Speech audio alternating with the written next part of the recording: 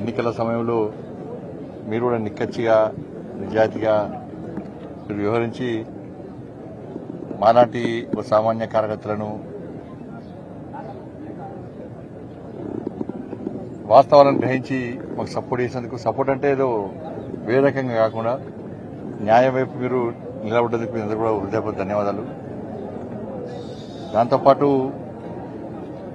Karimnagar parliament సభ్యునిగా ఈ Karimnagar parliament నియోజకవర్గ ప్రజలు భారీ మెజార్టీతో గెలిపించిన తర్వాత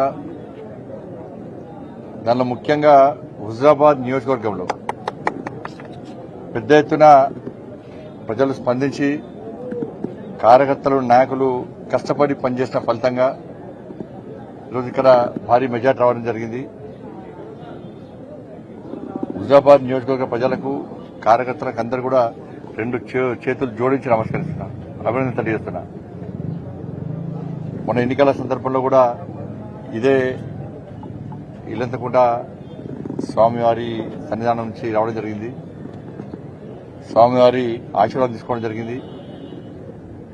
భారీ మెజార్టీతో నన్ను గెలిపించిన తర్వాత కేంద్ర నాయకత్వం నన్ను గుర్తించి కేంద్ర హోంశాఖ సహాయ మంత్రిగా నాకు బాధ్యతలు అప్పచెప్పడం జరిగింది.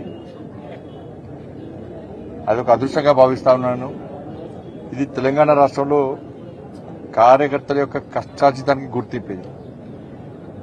నేను కేంద్ర హోంశాఖ సహాయ మంత్రి అయినంటే తెలంగాణ రాష్ట్రంలో ప్రతి కార్యకర్త కూడా నేనే మంత్రి అనే విధంగా ఇలా అంత సంతోషాన్ని వ్యక్తం చేస్తా ఉన్నారు. నాయకులు కానీ కార్యకర్తలు కానీ ప్రజలు ఆశీర్వదిస్తున్నారు.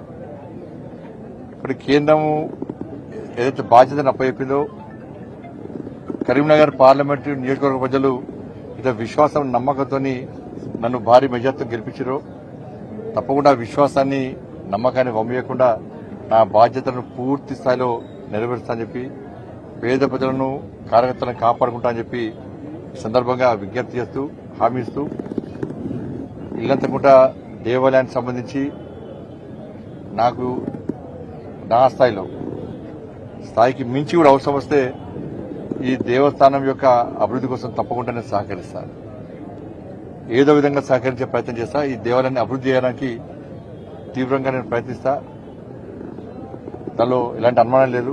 ఎందుకంటే స్వామివారి ముందు మాట్లాడుతున్నాను. ఎందుకంటే కేసీఆర్ లెక్క తల నరుకుంటా, ముక్కు నరుకుంటా, మూతి నరుకుంటా 400 కోట్లు ఇస్తా, 500 కోట్లు ఇస్తా అని చెప్పి బిడ్డ పెళ్లి చేసుకున్నాను, నే పెళ్లి చేసుకున్నాను, అత్తగారి పెళ్లి చేసుకున్నా అని చెప్పి మాయమాటలు చెప్పి మోసం చేసేటువంటి అలవాటు మాకు లేదు. కాబట్టి తప్పకుండా ఈ దేవాలయం అభివృద్ధికి తప్పకుండా సహకరిస్తాను.